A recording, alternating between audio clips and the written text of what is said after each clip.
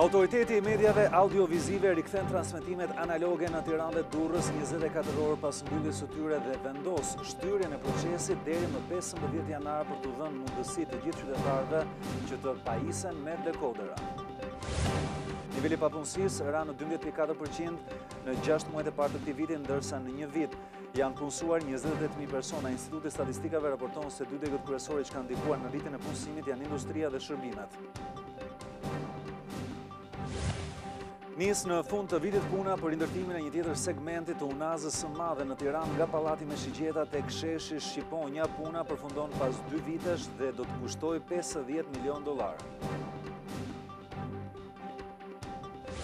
Specialistët adresojnë kritikat forta ndaj trajnerit Cristian Panucci pas dështimit në ndeshjen kundër Skocisë. Ernest Gjoka thotë se italiani nuk e ka ende të qartë strategjinë dhe se skuadra gjendet e papërgatitur nga ndryshimet. Alkooli nuk sjell asnjë përfitim në shëndetin e njeriut. Një studim i kryer në 195 vende të botës thotë se çdo milimetër ndikon negativisht, duke renditur ndër 7 faktorët kryesor të rrezikut për vdekjen dhe paaftësinë.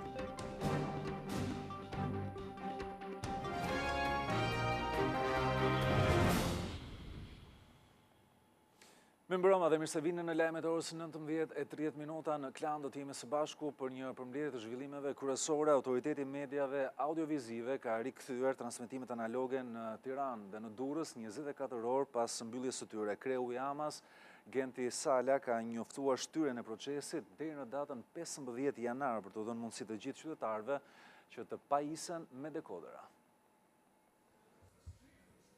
Transmetimet analoge për qarqet Tiranë dhe Durrës të fikura të hënën nga Autoriteti i Medjave Audiovizive janë rindezur. Kreu i këtij institucioni Gentian Sala njoftoi shtyrjen e digitalizimit për në fillim të vitit të ardhshëm, nisur nga problematikat që u vunë re në pajisjen e qytetarëve me dekodera. Afati fikjes së sinjalit do shtyhet në datën 15 janar 2019. Nuk na duket normale që me 10 qytetarë të rinë para dyerve të dyqaneve për të blerë dekoder, për të marrë sinjal, për të marrë drejtë shumë elementare për informim. Sipas kreut të Amas, vendimi për të shtyrë me 4 muaj ndërprerjen e transmetimeve analoge do t'u jap më shumë mundësi qytetarëve të informohen për kalimin në transmetimet digjitale. Prej së hënës ku transmetimet analoge u fikën në Tiranë e Durrës, ankesat kaluan çdo parashikim. Ditën e dieshme ka pasur diku rreth 700, mos gaboj plus minus. Sot deri në orën 10 ka pas 180. Numër jashtëzakonisht i lartë, po thuaj se 10 fishe aty që kemi normalisht. Pyetje nga më të thjeshta deri ato më të komplikuara, të ndalin gjithë kanalet. Problemet të jashtëzakonshme vjen.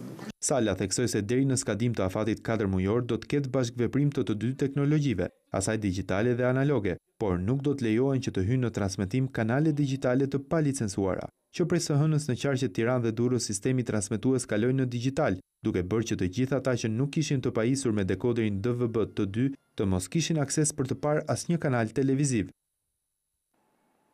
Vendimi i Autoritetit të Medjave Audiovizive për shtyrjen deri në janar të vitit të ardhshëm të kalimit në sistemin e transmetimit digital është përshëndetur edhe nga kryeministri Edi Rama. Rama thotë se zbatimi i normës europiane është një domosdoshmëri, por sistemi i vjetër nuk mund të fiket pa siguruar akses për çdo në sistemin e ri. Edhe deputetët e opozitës në Komisionin e Medias kërkuan nga Ama që afati të shtyhet deri në mundësimin e dekoderave për të gjitha familjet shqiptare.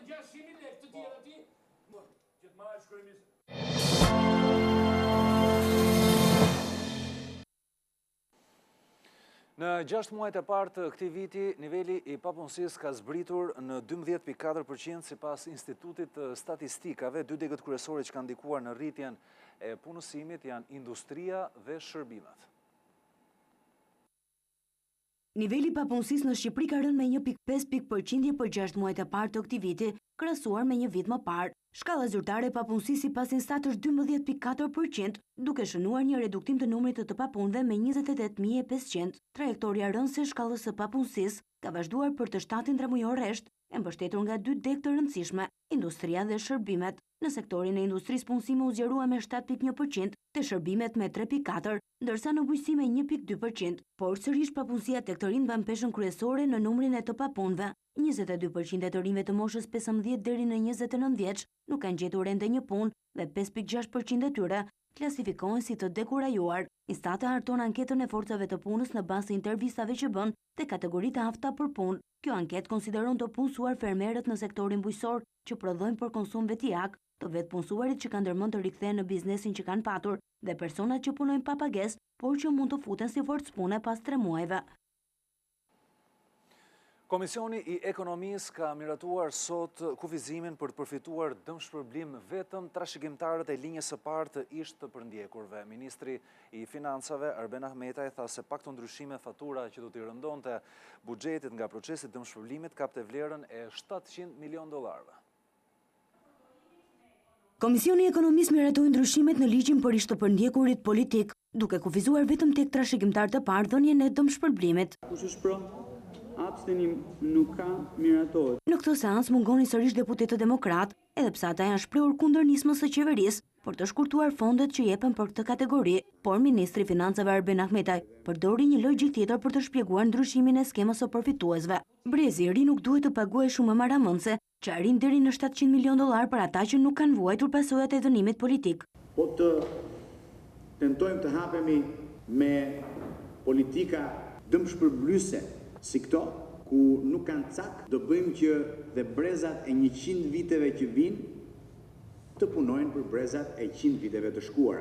Në brezin e trashëgimtarëve të parë përfshihen prindrit e personit që ka statusin e të dënuarit politik, bashkëshorti, fëmijët, motra dhe vëllezrit dhe nipi ose mbesa. Në gjykimin e tij personal, ministri Ahmetaj tha se edhe një pjesë e këtyre trashëgimtarëve nuk duhet të ishin përfitues të dëmshpërblimit. Nuk e kam unë këtë drejt të mbaj qëndrim nëse është e drejtë apo është e gabuar. Por, duhet të ndaj me ju që kjo kosto po i kalohet brezit aktual dhe brezit që vjen. Përveç reduktimit të numrit të përfituesve që nuk kanë lidhje me brezin e trashëgimtarëve të parë, ligji përshpejton shlyerjen e pagesave për të dënuarit politik që janë ende gjallë. Nis në fund të vitit puna për ndërtimin e një tjetër segmentit unazës së madhe në Tiranë nga Pallati me shigjeta deri tek sheshi Shqiponja. Puna përfundon pas një periudhe 2 vjeçare do të kushtoj $50 milion. Qeveria do të nisë në fund të vitit rindërtimin e 2 kilometrave të segmentit të parafundit të unazës së madhe të kryeqytetit. Autoriteti rrugor shqiptar ka hapur garën për rehabilitimin e rrugës, nga mbikalimi i pallatit me shigjeta deri në rrethrotullimin e sheshit Shqiponja, punimet të cilat parashikohen të realizohen në harkun kohor të 2 viteve. Aksi i ri do të kushtoj $50 milion dhe do të realizohet sipas standardeve dhe cilësisë që është përdorur në pjesët e tjera të unazës. Burime zyrtare thanë për televizionin Klan se segmenti do të jetë në cilësinë e një autostrade, ku pjesët anësore të saj do të mbyllen për të bërë të pakalueshme nga banorët e zonës, ndërsa për ta do të kenë mbikalime të dedikuara në mënyrë që të evitohen aksidentet. Ky është segmenti parafundit i unazës së madhe. Pas tij pritet për të plotësuar rruga nga sheshi Shqiponja për te bulevardi i ri, por për të autoritetet janë duke punuar ende për të përgatitur projektin, ndërsa fondet do të alokohen me buxhetin e vitit të ardhshëm. Në muajin gusht autoriteti rrugor hapi tenderin për lotin që lidh zonën e Shkozës me Alidemin dhe Kodrën e Priftit dhe segmentin që lidh Saukun me Farkën dhe del më pas në Shkozë.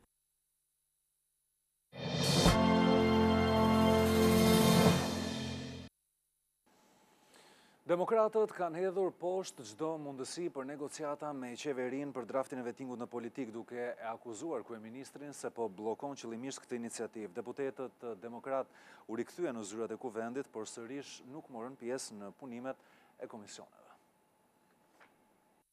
Qëndrimin e majorancës se vettingu në politik mund të kalojë vetëm përmes reformës në drejtësi. Opozita e sheh si refuzim të kryeministrit për nismën kushtetuese të depozituar pak ditë më parë prej saj në kuvend. I caktuar si koordinator i grupit të punës për vettingun, deputeti Ervin Seliani përsëriti atë që Lulzim Basha tha pak ditë më parë përpara mediave, duke mohuar prerazi çdo mundësi negociimi për këtë çështje me majorancën. Nuk ka negociata, kjo ka vetëm votim.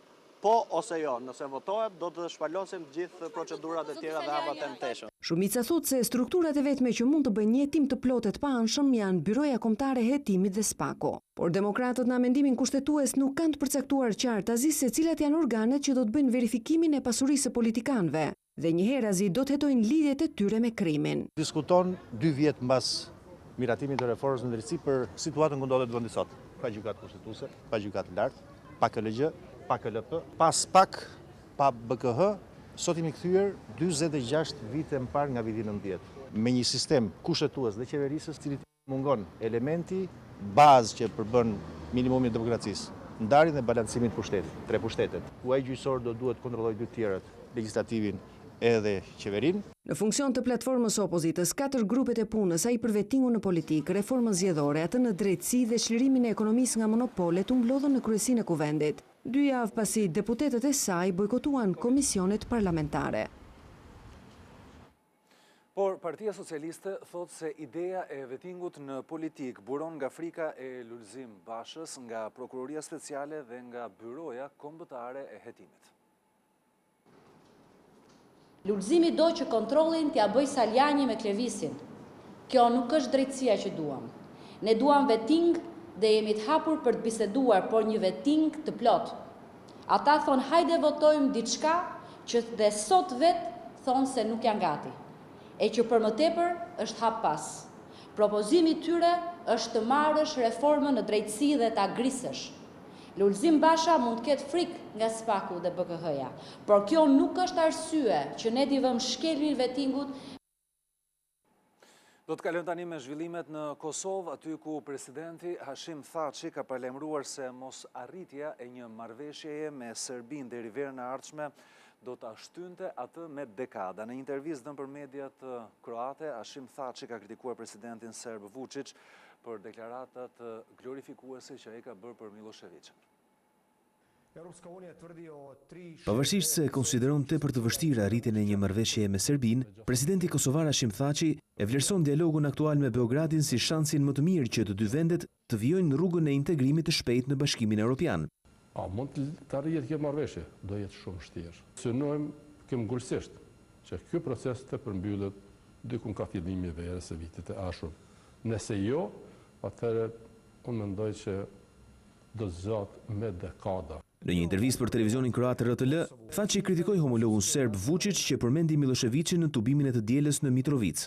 Ka qenë gabim jo i vogël glorifikimi e rolit të Slobodan Miloševićit, kur dijes ajo është kasapi i Ballkanit nga Slovenia deri në Kosovë. Ndërsa kreu i kuvendit Kadri Veseli në një takim me ambasadorin britanik në Kosovë, tha se Vučić synonte të shprehte mesazhe politike. Adresimi i tij ka qenë demonstrim i pastër politik, i cili nuk do duhet të ndodhte. Në mbledhjen e qeverisë së Kosovës, kryeministri Ramush Haradinaj i konsideroi të rrezikshme diskutimet për kufit në dialogun me Serbinë, ndërsa tha se vëmendja duhet të përqendrohet tek liberalizimi i vizave. Të hënën, presidenti serb Aleksandar Vučić tha se fjalët e tij në tubimin e Mitrovicës për Miloševićin ishin nxjerrë nga konteksti. Gjatë një fjalimi që ka mbajtur në Parlamentin Evropian, kryeministri grek Aleksis Tsipras ka shprehur mbështetjen e Greqisë për perspektivën europiane të fqinjve. Si shembull të kësaj mbështetjeje, Tsipras ka sjellë marrëveshjen me Maqedoninë dhe dialogun e vazhdueshëm me Shqipërinë. Për kryeministrin grek Aleksis Tsipras, rritja e marrëveshjes historike të Prespës me Maqedoninë dhe dialogu i vazhdueshëm me Shqipërinë janë një dëshmi e qartë se Greqia po ndihmon në hapjen e perspektivës europiane të vendeve të Ballkanit. Duam të mbështesim integrimin europian të fqinjve tanë me marrëveshjen e Prespës dhe dialogun e vazhdueshëm me Shqipërinë. Pas 26 vitesh nacionalizëm destruktiv, ja dolëm të flasim me kryeministrin Zoran Zaev dhe të kemi një marrëveshje me diplomaci dhe pa përdorimin e forcës. Këto marrëveshje mund të jenë një model për vendet e tjera. Gjatë fjalimit në Parlamentin Evropian, Tsipras nënvizoi se avancimi në marrëdhëniet me fqinjët ishte një mision i vështirë, por që Athina ja doli ta përmbush. tvklan.al, webi më i klikuar ndër të gjithë televizionet mbar shqiptare. Lajmi i fundit, gjithçka ndodh në vend, rajon dhe botë. I gjeni në kohë reale në tvklan.al. Informohu në lëvizje vetëm me një klikim në celularin tuaj, edhe në aplikacionin tvklan.al. Video dhe lajme për çdo emision, dhe të rejat apo sinopse të serialeve tona, vetëm në tvklan.al. Besueshmëri, shpejtësi, cilësi dhe interaktivitet. Klan, televizioni mbar shqiptar më i ndjekur. Për të pestën herë, gjykata e krimeve të rënda e ka shtyr pretencën për Emiliano Shullazin dhe 4 të pandehurit e tjerë të bandës së tij të akuzuar për gjobvënie, grup të strukturuar kriminal dhe kanosje për shkak të detyrës. Akuza nuk arriti të lexojë konkluzionet për këtë grup për shkak të mungesës së dy prokurorëve që drejtuan hetimet, Elizabeta Imeraj dhe Enet Nakuçi. Gjatë seancës, avokatët mbrojtës kundërshtuan zëvendësimin e prokurores Elizabeta Imeraj me Besim Hajdarmatajn, i cili kërkoi kohë më shumë për të njohur me dosjen. Ndërsa ka dështuar edhe seanca e parë për porositësit e vrasjes së ish kreut të policisë Vlorës, Artan Cuku. Kjo pasi policitë e Fierit dhe Beratit refuzuan të japin informacion për porositësit e vrasjes Vledarja Mbelli dhe Shpëtim Leci të shpallur në kërkim. Artan Cuku u vra duke hyrë në shtëpinë e tij në Tiranë natën e 8 prillit të vitit 2017. Ai u qellua me 5 plumba, 4 në gjoks dhe 1 në kokë. Për vrasjen e Cukut, gjykata ka dënuar me 10 vite heqje lirie Mikel Shallarin, i cili bashkëpunoi me drejtsinë dhe tregoi emrat që urdhëruan krimin.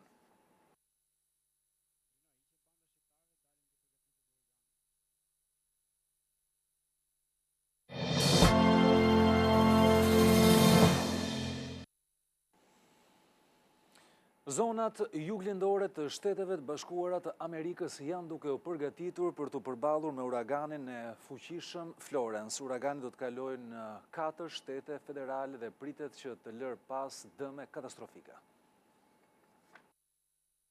Këto janë pamjet satelitore të vorbullës gjigande të krijuar mbi Atlantik nga uragani Florence, që pritet godas juglindjen e Shteteve të Bashkuara në 24 orët të ardhshme. Autoritetet amerikane urdhëruan evakuimin e më shumë se 1 milion banorëve në 4 shtete federale, ku uragani do të vijojë rrugtimin kontinental. Gjendja e emergjencës është shpallur në Karolinën e Veriut dhe të Jugut, Virginia e Maryland. Florence konsiderohet si një uragan që do të sjellë dëme katastrofike dhe është kategorizuar në shkallën e 4 të alarmit, ku e 6-ta është më e rrezikshme. Aktualisht uragani gjenerohet nga erë të forta që arrin deri 220 km/h. Guvernatori i Karolinës së Jugut urdhëroi largimin e të gjithë banorëve nga zona bregdetare. Ata që do të qëndrojnë në shtëpitë e tyre po furnizohen me ushqim dhe karburant, po ashtu kanë izoluar edhe shtëpitë. Florence do të pasohet edhe nga 2 uragan të tjerë gjatë kësaj jave me intensitet më të ulët. Policia ruse i ka vënë prangat një gazetari, ndërsa ai ka qenë duke raportuar live për protestën e së dielës kundër reformës së pensioneve. Gazetari raportonte në kanalin e YouTube-it të një prej figurave kryesore të opozitës ruse. Po raportonte drejt për drejt protestën antiqeveritare të zhvilluar të dielën në Shën Pjeterburg, por ky fakt nuk e pengoi fare policinë ruse të vinte prangat. Gazetari i ri Dimitri Nizovcheva raportonte drejt për drejt për kanalin e YouTube Navalny Live, që drejtohet nga figura kryesore e opozitës ruse, Aleksej Navalny. Ai shprehte kritikën për reformën e pensioneve që po ndërmerr qeveria ruse, që ka rritur me 5 vite moshën e daljes në pension, në 60 për gratë dhe 65 për burrat. Mbi 1000 persona u arrestuan në protestat e organizuara të dielën në qytetet më të mëdha ruse, ku njëkohësisht zhvilloheshin edhe zgjedhjet lokale. Numrin më të lartë të arrestimeve e kishte Shën Pjeterburgu, ku shoqëruan 452 protestues, dhe Jekaterinburgu me 183. Protesta u zhvilluan edhe në Moskë, Krasnodar e Kazan.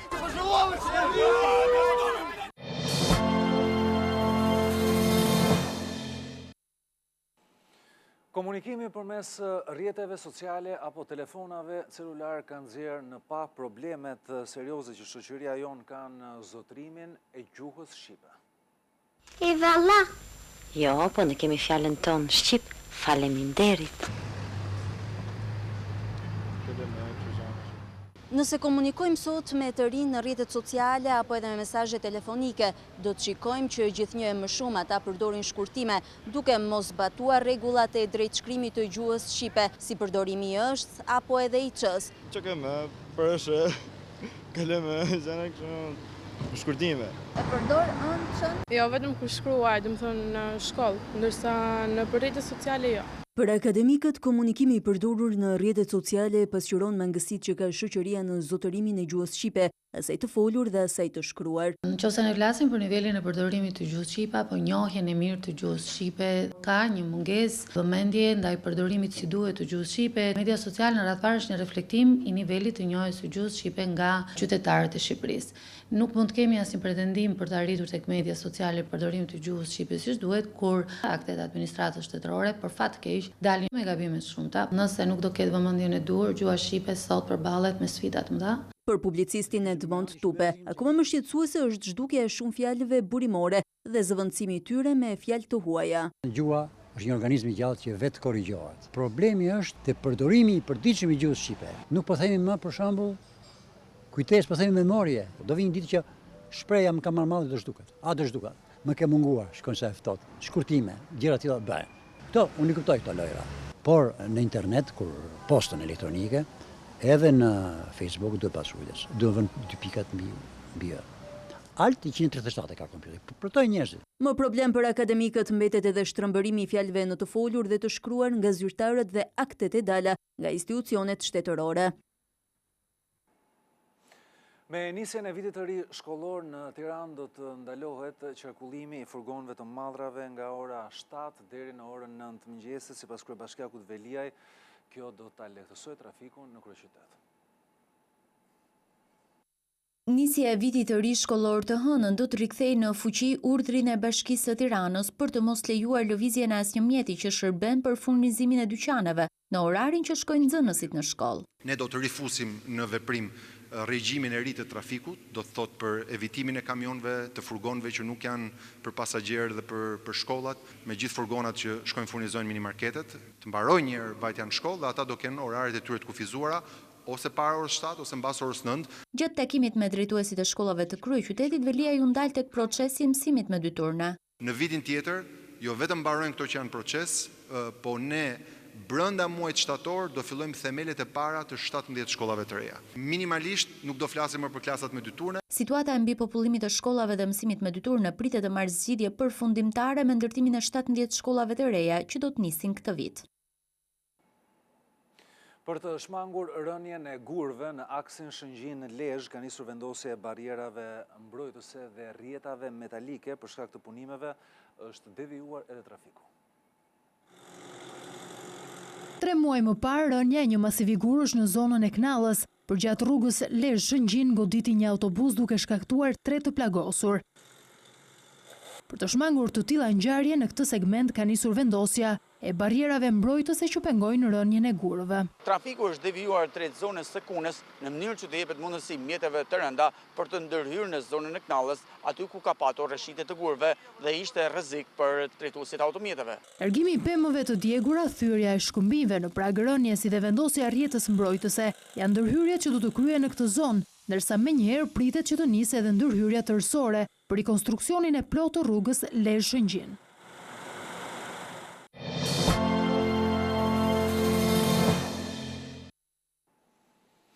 Alkooli nuk sjell asnjë përfitim në shëndetin e njeriut. Një studim i cili është kryer në 195 vende të botës thotë se çdo mililitër alkool ndikon negativisht tek njeriu. Vetëm një pije alkoolike në ditë rrit rrezikun për probleme shëndetësore. Një studim 26 vjeçar i shtrirë në 195 vende ka dalë në përfundimin se konsumi i alkoolit nuk sjell asnjë përfitim në shëndetin e njeriut, duke hedhur poshtë kërkimet e bëra më herët për ndikimet e tij pozitive në sëmundje si diabeti apo goditjet e zemrës. Përgjigjja e pyetjes se sa alkool duhet konsumuar është as edhe 1 mililitër, pasi nuk sjell asgjë pozitive për shëndetin. Sipas studimit të botuar në Lancet, në vitin 2016, 2.4 miliard njerëz në të gjithë botën kanë konsumuar alkool. Studiuesit dolën në përfundimin se alkooli ishte shkak për 6.8% të vdekjeve tek meshkujt dhe 2.2% të femrave. Konsumi i tij prej kryesisht grup moshën 15-49 vjeç. Si pasojë e alkoolit humbin jetën 2.8 milion persona çdo vit, duke e bërë atë faktorin e 7 kryesor të rrezikut për vdekjen dhe paaftësinë. Normat e konsumit të alkoolit ndryshojnë shumë nga vendi në vend, por në përgjithësi, sa më i lartë të jetë niveli të ardhurave të një vendi, aq më e lartë është prevalenca e pijes, thuhet në studim. Ndërsa shkencëtarët amerikan kanë arritur që të përllogarisin orën biologjike përmes analizave të gjakut. ora biologjike e çdo personi mund përllogaritet përmes një analize të thjeshtë gjaku. Rezultatet mund të jepen brenda 90 minutash. Metoda e re e përllogaritis është zbuluar nga shkencëtarët amerikanë të Universitetit Veri Perëndimor të Illinoisit. Përllogaritia e orës biologjike konsiderohet e nevojshme nga mjekët për të bërë më efektive kurat për sëmundje të ndryshme. Shkencëtarët thonë se organizmi i çdo njeriu dallon nga ato të tjerëve dhe mënyrat e funksionimit janë të veçanta. Besohet se për ndërhyrje të ndryshme mjekësore si kimioterapia apo ilaçet e tensionit bëjnë më tepër efekt kur merren në orare të caktuara, atëherë kur organizmi i pacientit i absorbon ato më mirë. Për këtë studim u eksperimentuan mbi 1000 kampione gjaku të 73 personave. Ekzistenca e orës biologjike u vërtetua nga 3 shkencëtarë gjenetistë amerikanë, të cilët vitin e kaluar u vlerësuan me çmimin Nobel në mjekësi. Ata zbuluan molekulat që drejtojnë këtë proces.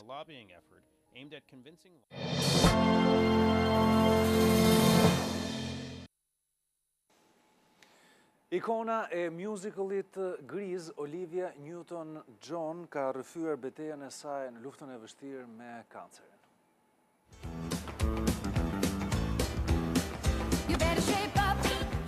Më 26 shtator feston 70 vjetorin e lindjes dhe nuk ka as pak ndërmend të dorëzohet. Olivia Newton-John, e njohur nga të gjithë për rolin e Sandit në filmin Grease, ka konfirmuar në një intervistë televizive betejën e gjatë me kancerin, me të cilin lufton prej 1992-shit, por që kohët e fundit është diagnostikuar për herë të tretë. I'm still treating it and I'm treating it naturally. Do të fitoj edhe kësaj radhe, thot për Sunday Night, duke nënvizuar mbështetjen e madhe të bashkëshortit. Ajo shprehet se tumori i fundit i ka prekur kolonën vertebrale. Para 26 vitesh u prek nga kanceri i gjirit, betejë të cilën e fitoi, duke u bërë kështu edhe inspirim për të gjitha gratë e prekura nga e njëjta sëmundje. Por në 2013 zbulon një tjetër tumor, i cili kishte prekur njërin nga supet. I'm not trying to make you feel uncomfortable. Megjithatë, këngëtarja dhe aktoria australiane thotë se vijon kurrën me shumë besim tek shërimi i plot. Keep on believing. Ka qenë gjithçka për këtë edicion informativ, bashkë mirupafshim.